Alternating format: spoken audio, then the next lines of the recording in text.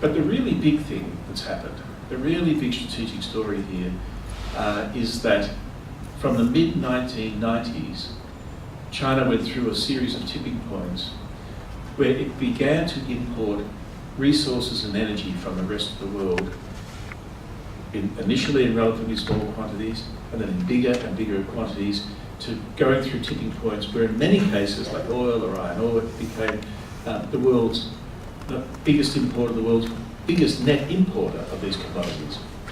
Consider this, that as recently as 1997, China was self-sufficient in crude oil. It's been for the last couple of years the world's single biggest importer. Think of how compressed the time frame is for this. Put it in another historical context. For 3,000 years, China was largely self-sufficient in every single thing it needed, hence the Opium Wars. China is immensely rich in natural resources.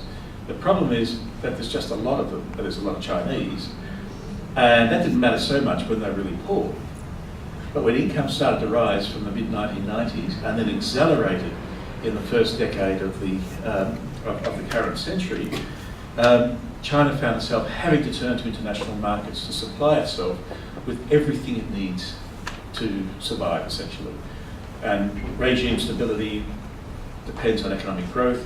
China depends on the world to supply its essential resources, energy, and increasingly for food. So resource and energy dependency is one of the single biggest strategic concerns and motivators of Chinese foreign policy and actions globally. Now, compare this to the United States in its rise following the Civil War in the 1860s. The US had no disputed territories inside its border by that time, after the Civil War finished. It had no hostile borders. More importantly, it had every single thing it needed for its economic growth and development inside its borders. The only thing the United States was missing was people.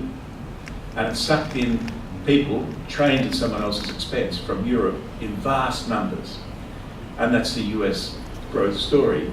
And so the US capacity to operate globally, to make decisions for itself and to act freely in the global space is vastly greater than the constrained power that we have with China today. Now, what comes from this from a Beijing perspective is a very morbid strategic reality. And that is, China is also utterly dependent on the Straits of Malacca. It has no strategic options. It is nearly all the resources, the energy, all have to go through the Straits of Malacca. China knows that it's at least 20 to 30 years away from being able to challenge the US militarily. So it's a massive strategic vulnerability.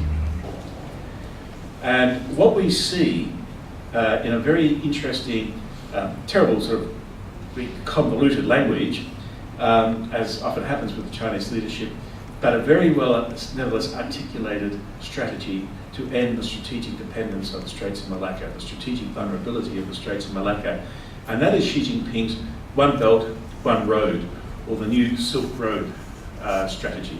And this is not a marginal change, it's not tinkering at the edges, it is a big shift in geopolitical settings, which Beijing is driving and is absolutely determined to make happen, and has the financial resources and the capacity to do so. And so that brings us to the Asia Infrastructure Investment Bank. But the Asia Infrastructure Investment Bank needs to be seen principally, again, in the context of the One Belt, One Road geopolitical strategy that's being rolled out. It's a very interesting concept, not least because China has taken an explicit decision with this bank to bind itself in an international rules-based organisation.